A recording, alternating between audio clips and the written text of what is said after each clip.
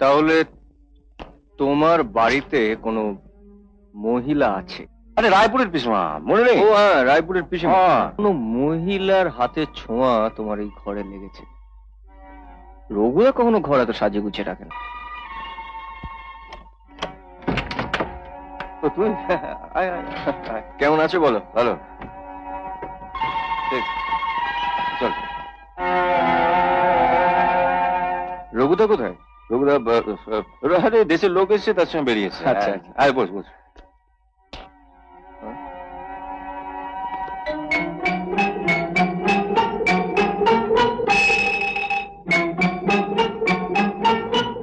কি রে, কি দেখছিস?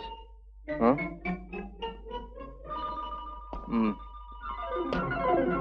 ফুল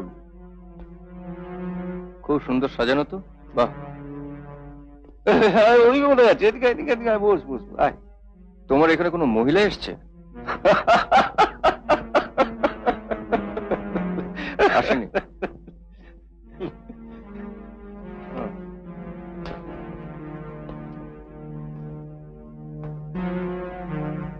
ঠিক করে বলো সুজিতদা। ঠিক করে বলার কি আছে, বললাম তো আসেনি।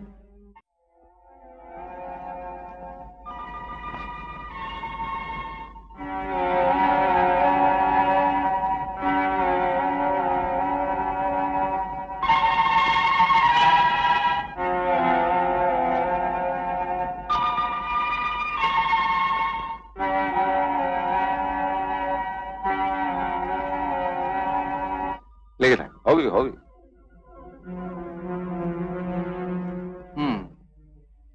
তাহলে তোমার বাড়িতে কোনো মহিলা আছে? আছে না, ছিল, কাল অব্দি ছিল।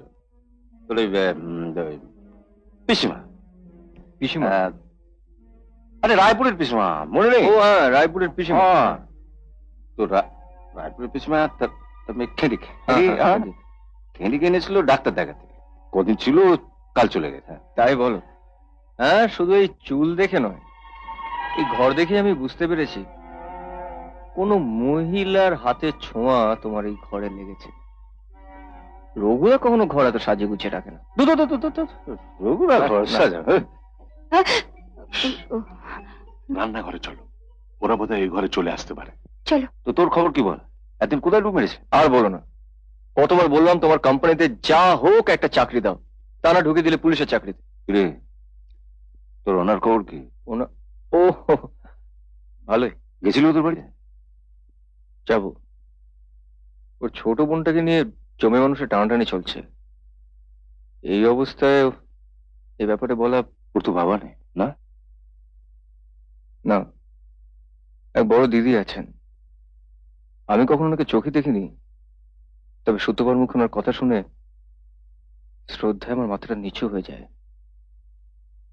সংসার টানা, তার উপরে বোনের এত বড় একটা অসুখ, মাসের পর মাস বাইরেই কাটাতে হয় চাকরির খাতিরে। কি চাকরি করে জানি না, শুনে বড় এক ম্যানুফ্যাকচারিং কোম্পানিতে সেলসে আছেন।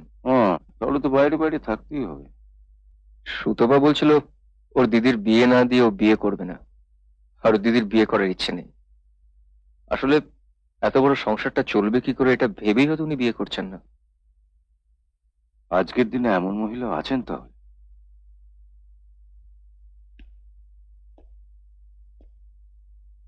সুজিতদা, ওর দিদি ফিরে এলে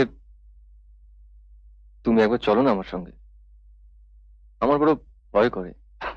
কোনো ভয় নেই, কোনো ভয় নেই। ছেলেবেলা থেকে তোমায় লেখাপড়া শিখে যেমন মানুষ করেছি, তেমনি তোমার বিয়ের দায়িত্বটাও আমার।